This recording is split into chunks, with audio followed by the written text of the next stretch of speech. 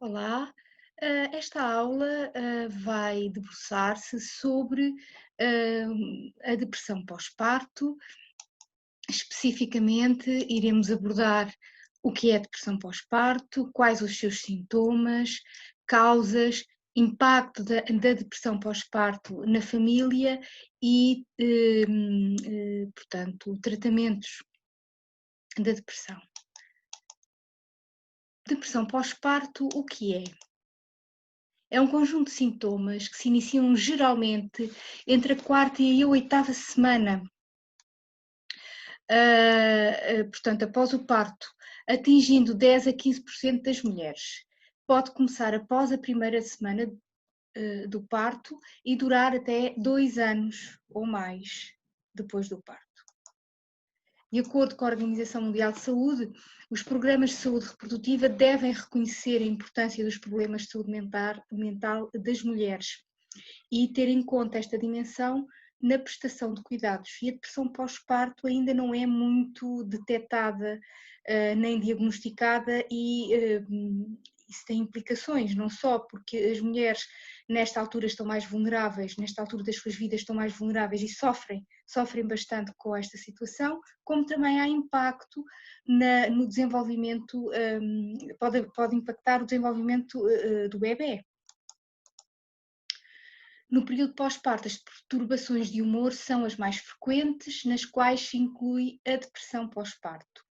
Esta depressão tem especificidades face à depressão normal, na medida que tem um precipitante específico, que é o nascimento do bebê.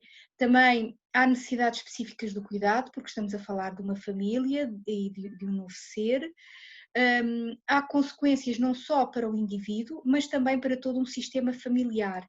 E também há aqui uma especificidade face à depressão normal, à depressão que não é pós-parto, que é a dificuldade muitas vezes de procurar ajuda e de identificar o problema, porque muitas vezes as mães sentem que têm que estar felizes com a maternidade, porque é uma época de felicidade, então se deviam estar felizes, não é? A questão do dever estar, então porque é que se sentem tão cansadas e tão tristes, tão irritáveis, tanto com uma grande irritabilidade ou com dificuldade em dormir. E, portanto, muitas vezes há um estigma associado à depressão pós-parto e as mães não dizem aquilo pelo qual estão a passar. E isso faz com que às vezes as situações se agravem. Face à depressão, portanto, estes sintomas são os sintomas mais típicos da depressão pós-parto. Para além destes sintomas que eu agora vou referir de uma forma sintética, existem também associados, ou podem estar associados também, os sintomas de depressão, portanto, mais vulgar, portanto, como o choro frequente, hipersónia ou insónia, dificuldade, portanto, perda de apetite ou excesso de apetite, aumento de peso ou perda de peso. Portanto, estes sintomas que eu vou referir são mais específicos da depressão pós-parto. É mais frequente existir flutuações de humor, preocupações exageradas com o bem-estar do bebê, portanto, e também com o facto de sentirem que não são boas mães, estão sempre a pôr em causa a sua competência, têm receio de sair, de estar sozinhas com o bebê porque têm ideação obsessiva e têm pensamentos sobre fazer mal ao bebê e têm receio de passar à ação. Portanto, sintomas de ansiedade também, e tem muitas queixas psicossomáticas, fadiga, dores de cabeça, falta de apetite, portanto têm mais queixas físicas do que sintomas cognitivo-emocionais, maiores dificuldades de concentração, porque se estão sempre com pensamentos obsessivos têm dificuldades em concentrar-se nas coisas, noutras coisas, também fazem parte das suas vidas e por isso dificuldades em tomar decisões também. Em relação à depressão major, portanto, ou minor, mas em relação à depressão que não é pós-parto, a depressão pós-parto tem menor probabilidade de ideação suicida. É invulgar, é raro uma pessoa com perturbação pós-parto suicidar-se. Tem muito mais dificuldade em estabelecer ligação com o bebê, diminuição do desejo sexual pelo companheiro e sentimentos de culpa pela situação que estão a passar, pela qual estão a passar.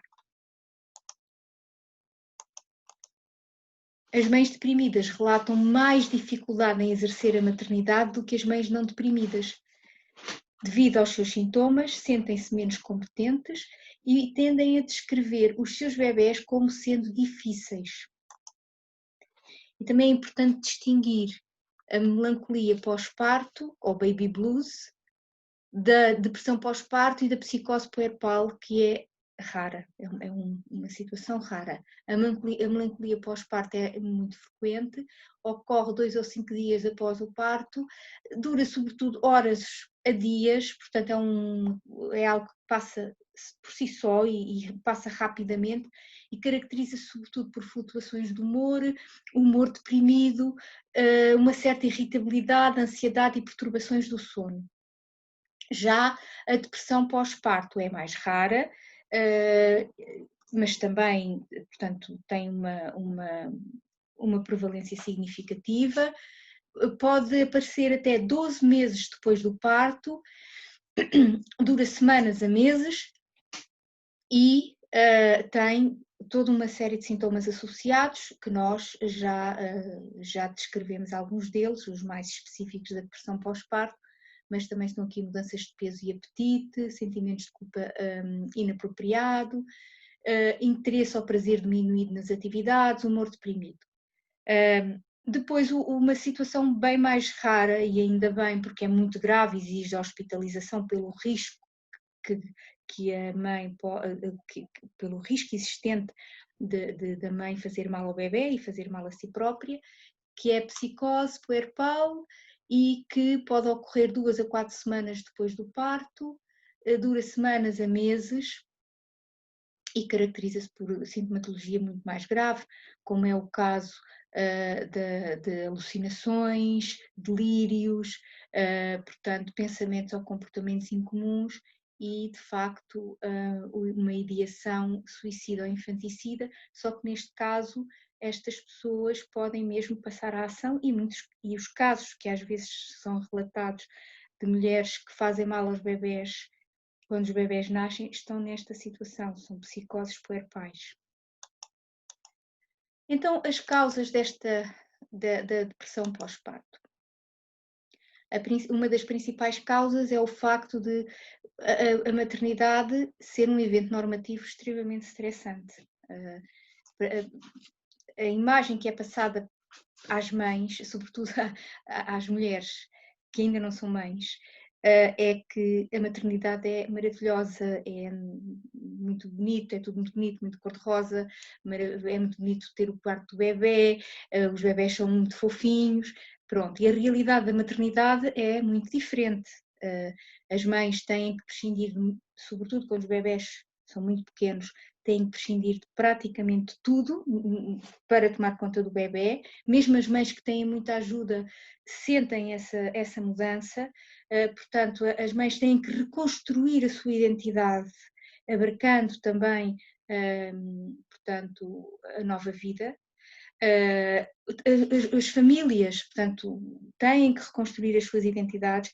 O casal tem que reconstruir a sua identidade, portanto, é muito trabalho para fazer nessa altura, para além do trabalho de cuidar do bebê. As relações modificam-se. E o trabalho de cuidar do bebê é bastante exigente. É bastante exigente e penso que uma grande parte das pessoas que passa por esta situação, tanto homens como mulheres, mas sobretudo as mulheres, não estão preparados para a exigência da maternidade. Portanto, só esta situação é causadora, de facto, de um stress extremamente acentuado. E, para além disso, há um conjunto de fatores que podem propiciar o aparecimento de uma depressão pós-parto. Por exemplo, a combinação de mecanismos biológicos, diminuição dos níveis hormonais, dificuldades que ocorreram no parto, os partos mais difíceis podem depois ter como consequência uma depressão pós-parto, porque as mães já estão muito desgastadas e muito traumatizadas com a situação e podem ter dificuldades depois de se vincular aos bebés.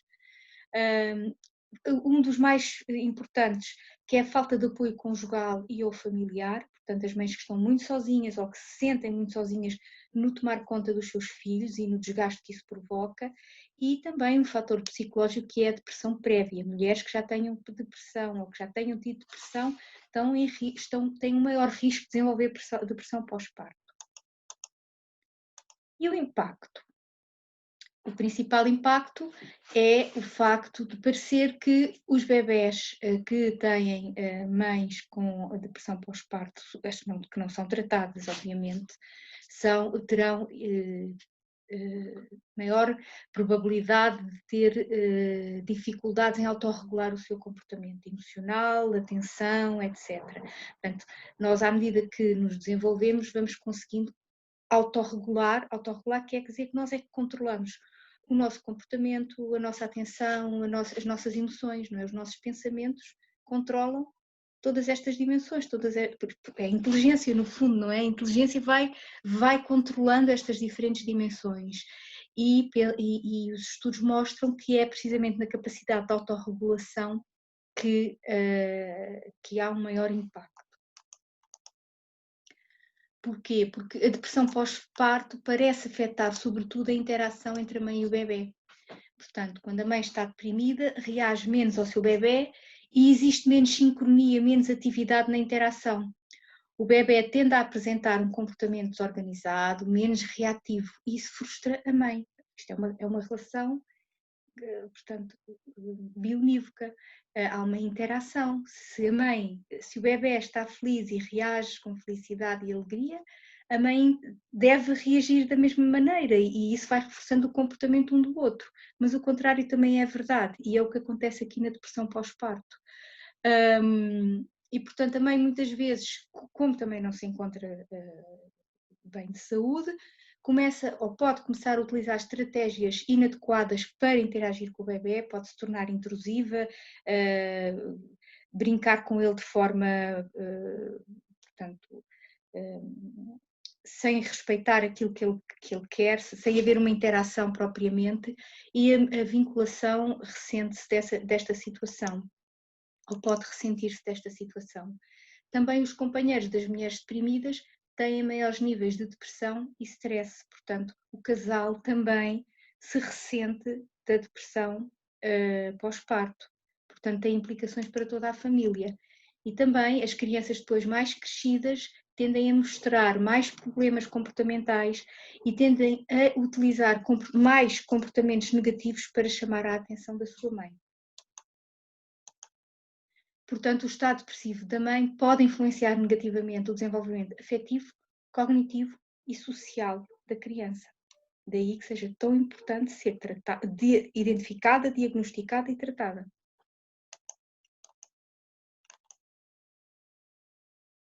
Os estudos sobre o impacto da depressão pós-parto no desenvolvimento do bebê mostram que quanto maior for, portanto, quanto mais durar a depressão pós-parto, maior a sua gravidade e maior o seu impacto no desenvolvimento do bebê.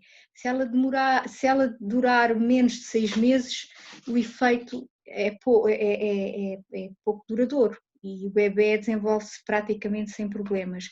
Mas se a doença persistir mais de 6 meses, os bebés de facto desenvolvem uma interação menos positiva, que é visível quando é testado aos 12 meses e até aos 4 anos. Portanto, de facto é importante intervir não só para diminuir o sofrimento da mãe, mas também porque tem um grande impacto no desenvolvimento do bebê.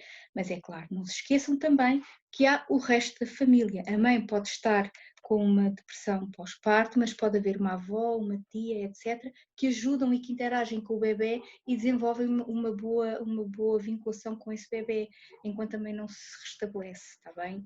Portanto, há sempre aqui dois fatores de risco, mas também há fatores de equilíbrio, problema é que às vezes estas mães estão também muito sozinhas e isso acentua, muitas vezes é causador da situação, mas também reforça ainda mais a situação, não é? Quando não é a causa, muitas vezes é um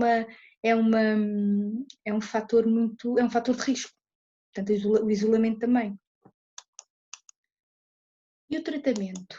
Pronto, existem tratamentos preventivos, por exemplo, a preparação para o parto é um tratamento preventivo, ajuda a mãe a preparar-se para o parto, mas também há muitos destes programas que incorporam cuidados, portanto, programas educativos para a mãe aprender como é que há de cuidar do bebê e o que é que deve esperar e o que é que lhe pode acontecer e, portanto, todos os tratamentos educacionais e têm um caráter preventivo. Depois há tratamentos preventivos logo a seguir ao nascimento do bebê, sobretudo em mães com fatores de risco, que também têm a ver com programas educacionais que preparam a mãe para a interação com o bebê, por exemplo, intervenções sociais ou psicossociais que as doulas e também enfermeiras fazem no sentido de irem à casa das mães logo a seguir ao parto para as ajudar, isto para ajudar e para as acompanhar e para que elas sejam ouvidas sem julgamento, não é? Sem serem julgadas por aquilo que estão a sentir, pelas dificuldades que estão a sentir a tomar conta do seu bebê. Ou ainda podem ainda não ter dificuldades, mas é bom sentir esse apoio numa altura tão difícil. Depois as terapias farmacológicas, que têm, pronto, que normalmente faz uma análise do custo-benefício para saber se, portanto, se a terapia pode ou não interferir, se é melhor a mãe tomar esses medicamentos, por exemplo, apesar, ou se vai ter mais benefícios, apesar de poder entrar no leite e depois na amamentação passar para o bebê. Portanto, normalmente estas questões são muito bem analisadas para não prejudicar o bebê. E depois, em relação às terapias psicológicas, as terapias comportamental-cognitiva e a psicoterapia interpessoal são as que têm uma base científica e que mostram que de facto têm eficácia. Há muitos estudos que mostram que tanto uma como a outra têm muita eficácia na depressão pós-parto. Eu vou falar só da comportamental-cognitiva porque eu tive formação nesse tipo de terapia e fui terapeuta comportamental cognitiva durante muitos anos e, portanto, vou só falar dessa, explicar-vos muito brevemente o que é que este tipo de terapia pode fazer para as mães com depressão pós-parto.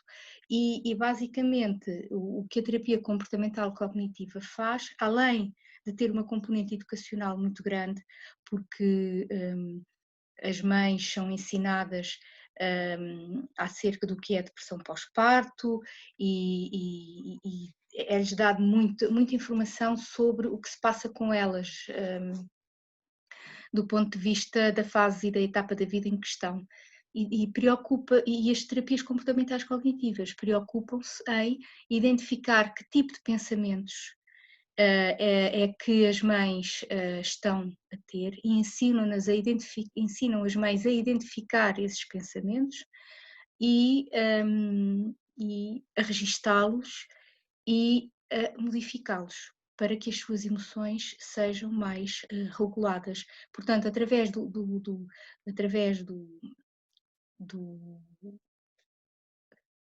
registro, da identificação e do registro de pensamentos, as mães conseguem regular as suas emoções. Portanto, isto assim de uma forma muito sintética. É um tipo de terapia que está estudada e que de facto mostra que é eficaz. E depois têm começado a aparecer intervenções psicológicas online, que também são eficazes e que têm a vantagem de a mãe já está normalmente muito assoberbada com os seus filhos e está no conforto do seu lar e pode receber ajuda sem sair do conforto do lar. E há um programa que é português, feito por investigadores, por acaso, da linha comportamental cognitiva da Universidade de Coimbra, que se chama Be a Mom, que é um programa de autoajuda e que eu depois aconselho se vocês a explorarem e também pode ser uma boa alternativa para as mães que estão a passar por algum tipo de sintomatologia depressiva.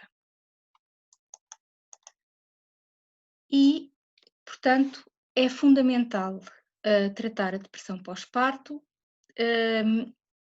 pela mãe, para a mãe não sofrer, pela família e também e sobretudo pelo bebê, porque Brazelton diz a psicopatologia do bebê está relacionada com a psicopatologia da relação.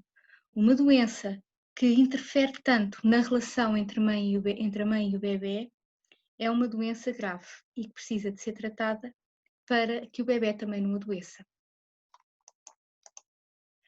A depressão pós-parto é assim um problema de saúde pública relevante, com consequências graves para o sistema familiar e que pode ter custos económicos elevados para a sociedade, daí que deva ser identificado, diagnosticado e tratado adequadamente. E pronto, tem aqui alguma bibliografia e se tiverem alguma dúvida, estou a vosso dispor.